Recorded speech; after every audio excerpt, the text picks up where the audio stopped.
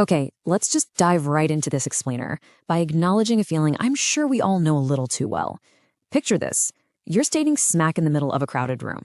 The music's bumping, people are laughing, and, on paper, you're supposedly having the time of your life. But instead, you just feel this weird, hollow distance. It's almost like you're watching the whole party happen from behind a pane of glass. And then, when you finally escape to your car and that sweet, sweet silence hits, man, the overwhelming relief you feel is just palpable. So, why exactly does a crowded room sometimes feel so incredibly lonely? Well, you've probably sat there wondering, is there something wrong with me? Why is my social battery completely dead halfway through the night? We've all heard the labels, right? You're antisocial, you're aloof. Actually, scratch that. What if I told you this feeling isn't a flaw at all? It's a signal. Throughout this explainer, we're going to look at the fascinating research behind why you crave space. And as you'll see, how your need to step back is really just the biological fingerprint of a mind that's processing the world a whole lot more intensely than everyone else. Now, what's really interesting here is how psychologists draw a hard, bold line between the actual pain of loneliness and the restorative power of solitude. We tend to mix these two up constantly, but they are totally different beasts. Loneliness, that's that empty, gnawing ache of wanting a connection you just don't have. But solitude, real, intentional solitude, is the absolute fullness of choosing the space you actually need to recharge. One literally drains the life out of you, while the other fills your cup right back up. Section 1. The stigma of solitude, and how we need to rewire how we view withdrawal. Let's start by dismantling this tired societal stigma that paints wanting to be alone as being broken or isolated. The philosopher Hannah Arendt actually reframed this perfectly. She pointed out that in solitude, you're keeping yourself company. You're having an active internal dialogue. You aren't deserted at all. You're just communing with your own thoughts without all that exhausting outside noise. It brilliantly illustrates how true solitude is a deeply engaged state of being, which is entirely distinct from the painful isolation of loneliness. Moving on to Section 2, Evolutionary Costs and Benefits, or the biology behind our social strategies. To really wrap our heads around this need for space, we have to rewind the clock and look at our ancestors' survival strategies.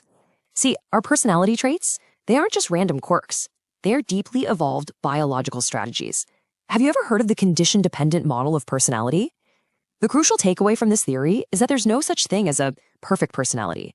Instead, our traits adapt based on our individual ability to efficiently convert our energy into survival outcomes. Every single trait is essentially a strategic trade-off, balancing unique evolutionary costs and benefits based on our specific environment. Let's look at how this builds a picture of trade-offs. Take extroversion, for instance. Society praises it constantly, right? Sure, being highly social builds alliances and gets you more mating opportunities, but man, it carries heavy evolutionary costs. We're talking intense energy burn, a way higher risk of physical injury, and a tendency for impulsive behavior. And what about agreeableness? Being a team player is great for cooperation, absolutely, but it comes with the heavy, heavy cost of potential social exploitation. You're basically painting a target on your back for freeloaders. And it goes even deeper. Even traits we generally view as negative, like neuroticism, evolved to serve a purpose. Think of it as a highly sensitive radar designed to protect us from the very real threat of social exclusion. Now, the downside is it costs us our somatic health by keeping our bodies locked in a state of stress. And then there's openness. Openness brings us incredible creativity, but carries a higher risk of social withdrawal. So you see, your traits are literally a biological balancing act of energy. Section 3. Why deep thinkers withdraw? The incredibly high energy cost of deep processing. So why do highly perceptive people, specifically, feel this undeniable physical need to just get away from the crowd? Well, if we look at social interaction as an energy exchange, it makes perfect sense. Back in 2016, researchers Kanazawa and Lee ran a massive study and found something totally counterintuitive. For most people, more socializing equaled more life satisfaction. Makes sense, right? But for people with higher measured intelligence, the pattern completely flipped. For them, more socializing actually led to less life satisfaction. No way, right? But think about it. A highly active mind is constantly scanning the room, picking up on micro-expressions and connecting abstract patterns. When your mind naturally runs that hot, having to constantly slow yourself down to translate your thoughts for casual, everyday small talk, it burns an unbelievable amount of energy. It's kind of like asking a Formula One race car to idle in a grocery store parking lot. Your brain is already 5 steps ahead, but you have to constantly backtrack, simplify, and over-explain just to make sure people don't misread you. That constant, exhausting act of translating yourself is exactly what's draining you. And it's exactly why pulling an Irish goodbye suddenly sounds like the best idea in the world. And because of this massive energy tax, shrinking your social circle isn't some failure to make friends. Not at all. It is a highly intelligent, completely intentional standard where you just stop wasting your limited energy on surface-level connections that honestly go nowhere. You've traded quantity for depth.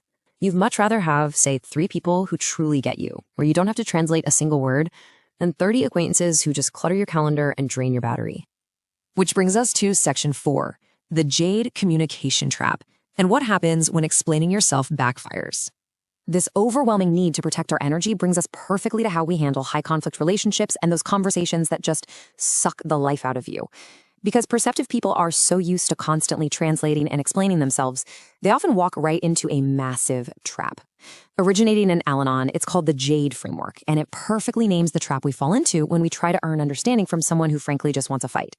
JADE stands for justify, argue, defend, and explain. Now, in a normal, healthy relationship, doing these things is great. You explain your side, they get it, conflict resolved. But in a high-conflict dynamic, this exact instinct becomes your absolute worst enemy. Here's why. Because you're used to over-explaining yourself just to be understood, you accidentally end up feeding these toxic dynamics. By providing more context, you're just giving them material to weaponize. When you justify, you're basically signaling that your position is up for debate. When you argue, you're rolling out the red carpet for counter-arguments. Every single detail you offer just hands the other person more ammunition to keep the argument going, completely depleting whatever energy you had left. So what's the fix? It's brilliantly simple. We replace that exhausting JADE instinct with the BIFF method. Instead of literally handing over your precious energy trying to be understood by someone who is committed to misunderstanding you, you shift your communication style to be brief, informative, friendly, and firm. It's a highly structured way to shut down the energy drain without coming off as hostile. By following these steps, you immediately stop taking the bait. First, wait 24 hours. Just let your nervous system regulate and realize you aren't under physical attack. Second, strip out all the emotion and address only the bare bones logistics. And third, keep your response to 1 or 2 sentences tops. If you're typing out a whole paragraph, you are jading. Stop explaining yourself and start firmly protecting your peace. Finally, section 5, sanctuaries over hideouts and choosing your peace. Let's see how all of this transforms our relationship with ourselves. Once you understand your evolutionary wiring, stop over-explaining and actually protect your energy, your relationship with being alone completely transforms. Once you stop apologizing for your boundaries, your alone time turns into something writer Francesca Spector brilliantly coined in 2019, alonement. It's a space where you finally get to think in your own native tongue without putting on a performance for anyone else. It's not the sad, lonely isolation society tries to tell us it is. It's an electric, joyful, intentional time where your mind gets to run at full speed on its very own track. But to truly harness this, you've got to be brutally honest with yourself. You have to ask, did your withdrawal start as a protective hideout because you felt misunderstood by the world? Or is it a curated, intentional sanctuary chosen on purpose to recharge your deep mind? A hideout is just a reaction to a world that overwhelmed you. A sanctuary, on the other hand, is a purposeful space you build because you know your own worth and you know what you need. So the crucial point to take away from this explainer is this. You were never broken. You were literally just paying much closer attention to everything than everyone else. The goal of understanding all this psychology and evolutionary biology was never to force you to suddenly love crowds or become the life of the party.